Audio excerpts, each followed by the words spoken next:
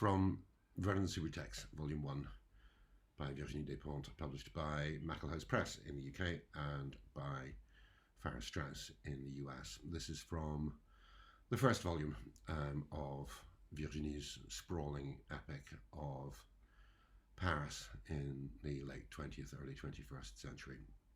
It is the first time that our ubiquitous hero, Vernon, plays a set at a party which is being held by Kiko, a rather repulsive and immoral young man who spends his days trading stock on the stock market and his nights taking far too much cocaine.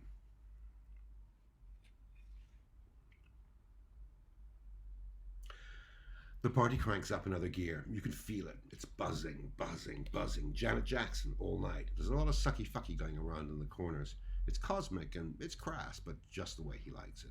Chicks can be dry when they're blitzed on gutter glitter, so mind those foreskins, boys.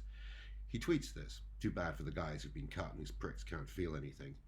He could have any girl in the room tonight. That's why they're here. Just seeing the size of the apartment gets them wet, and they're gagging to suck off any guy who can afford it. He can see everything. He is a surface, attentive and alert. It's the yayo, but it's not just that. His mind is a single giant interchange. Like downtown Tokyo, information courses through him. He classifies. He spends all day simultaneously watching 8 monitors while barking orders down the phone. He is multiple. Through training, his brain works 100 times faster than some bumbling CEO.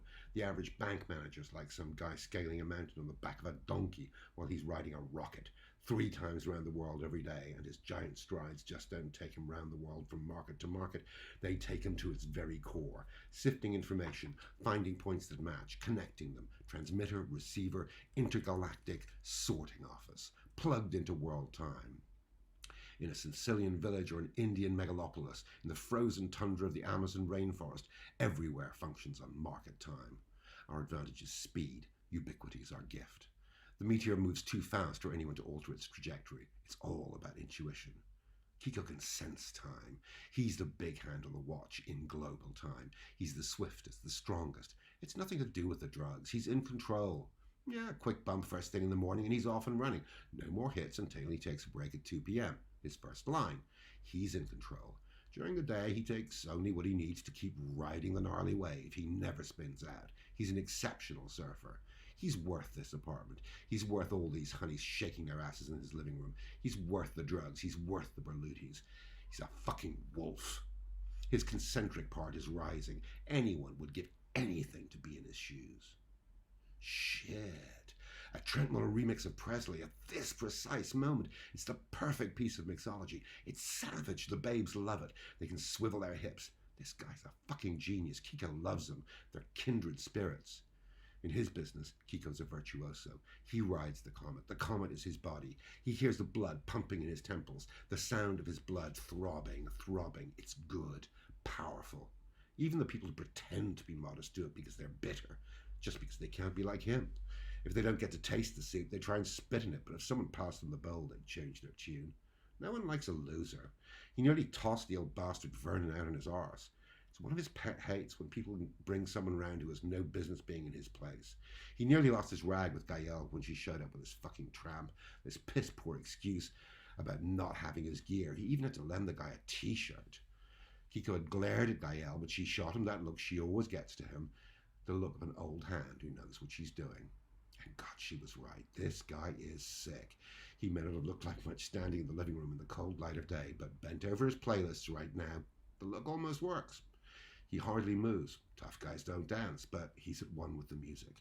The fucker does a 180-degree swerve into music that's hot and kitsch, and it works. Kiko glances at the track on iTunes. Candy Staten, I'd Rather Be an Old Man's Sweetheart. How the fuck did he have the balls to spin this now?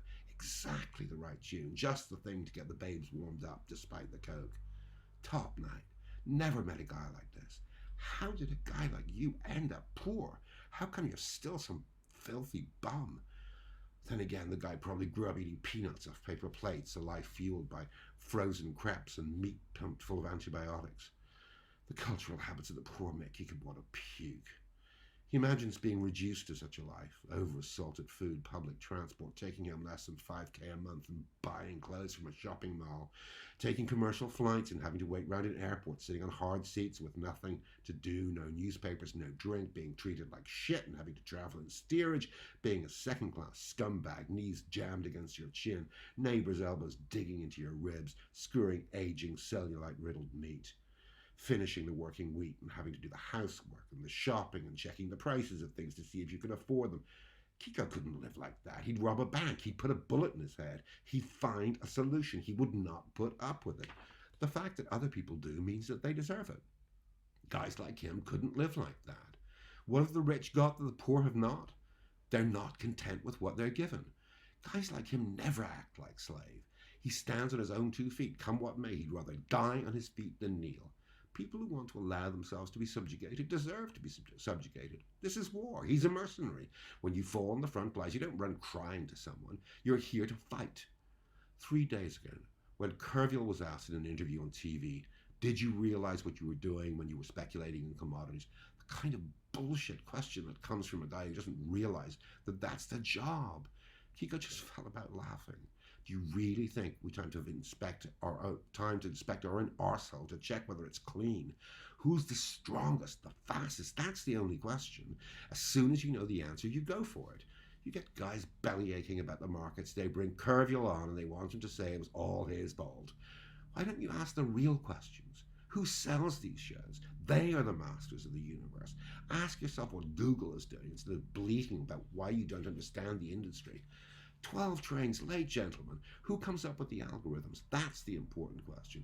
The little people worry about the rise of the far right. That's not going to change the markets. Whether it's the far right or anybody else, the markets will barely notice. There's no going back. These people are still living in the 30s. Kiko's connected to the universal flux, the pure source of power. Money may thrash, it shies, it rears, but Kiko stays in the saddle. Would anyone think to ask a bomber pilot to examine his conscience? People are still worrying about threats to education and social security cuts. Fucktards. Do the unemployed really need to read in their free time? The old world is done and dusted. Why bother educating people who are surplus to the job market? The next time the peoples of Europe are called upon, it'll be for war. You don't need to learn about literature and maths to fight a war. And there's something that would kickstart the economy. A war. But well-read, welfare scroungers, honestly, what a ridiculous notion. People think that on the trading floor we give a shit about protest movements. Do you really believe that it makes a trader's heart bleed to see a bunch of guys without the cash to buy bread? Life's always been like this. It's hard. When Kerviel crashes and burns, no one rushes to defend him. When it comes to Kiko's turn, he'll face it alone. He's a mercenary. He knows he can count on no one.